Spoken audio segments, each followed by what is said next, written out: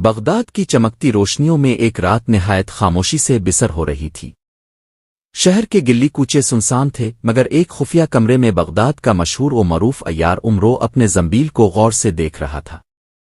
کیا واقعی یہ خواب تھا کوئی اشارہ؟ عمرو نے خود سے کہا۔ پچھلی رات اس نے خواب میں ایک سنہری تاج دیکھا تھا جو سانپوں سے جگمگا رہا تھا۔ ایک خوفناک آواز آئی تھی، "کواں کاف آؤ ورنہ تاج دنیا کو نگل جائے گا۔" اسی لمحے بغداد کے بادشاہ کا قاصد دروازے پر آیا۔ بادشاہ سلامت نے فوراً دربار میں طلب کیا ہے۔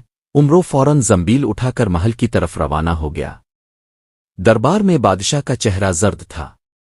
عمرو، ہمارے جاسوسوں نے خبر دی ہے کہ کواں کاف میں سانپوں کا بادشاہ مارزین بیدار ہو چکا ہے۔ وہ جادوئی تاج پہنے ہوئے ہے جو ہر چیز کو پتھر بنا دیتا ہے۔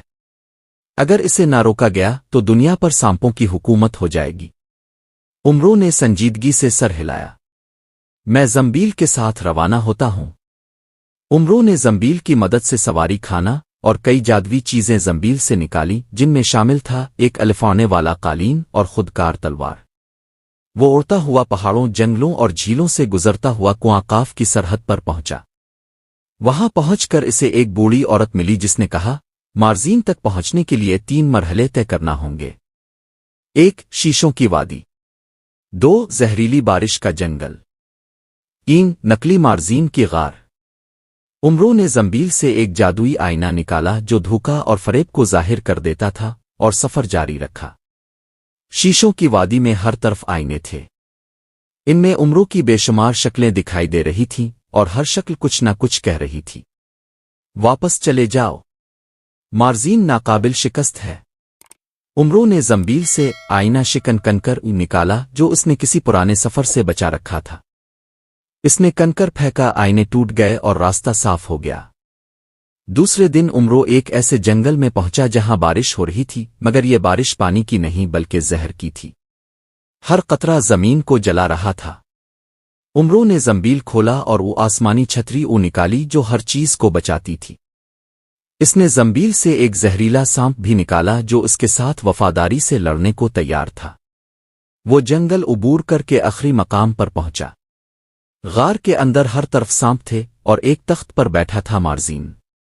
مگر عمرو نے فوراً زنبیل سے جادوئی آئینہ نکالا اور دیکھا یہ مارزین نہیں بلکہ اس کا سایہ تھا۔ اصل مارزین بہت نیچے ایک اور غار میں چھپا تھا۔ عمرو نے زنبیل سے ایک ایسن اپ شنوا لوہا نکالا جسے زمین پر رکھ کر نیچے کی آوازیں سنی جا سکتی تھیں۔ وہ غار کے نیچے اتر گیا۔ وہاں سانپوں کا بادشاہ مارزین اپنی مکمل طاقت میں موجود تھا۔ اس نے دھاڑ کر کہا، انسان تو میری دنیا میں کیسے آیا؟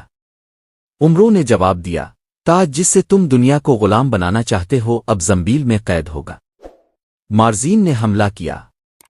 عمرو نے زنبیل سے روشنی کا گولا نکالا جو اندھیرے کو ختم کر دیتا تھا، اور مارزین کی آنکھیں چندھیا گئیں۔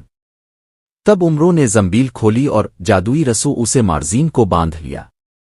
یہ زنبیل ہے اور اس میں نہ صرف اشیاء بلکہ برائیاں بھی قید ہو سکتی ہیں۔ عمرو نے مارزین کو زنبیل میں ڈال دیا۔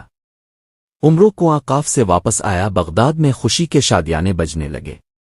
بادشاہ نے عمرو کو دنیا کا محافظ کا لقب دیا۔ زنبیل محفوظ رکھی گئی اور اس میں بند مارزین اب ہمیشہ کے لیے قید ہو چکا تھا۔ عمرو نے مسکرا کر کہا، زنبیل میرے پاس ہے مگر اصل طاقت میرے یقین، عقل اور نیت میں ہے۔ یہ تھی کہانی عمرو عیار کی زنبیل، ایک مہماتی جادوی اور چالاکی سے بھرپور داستان۔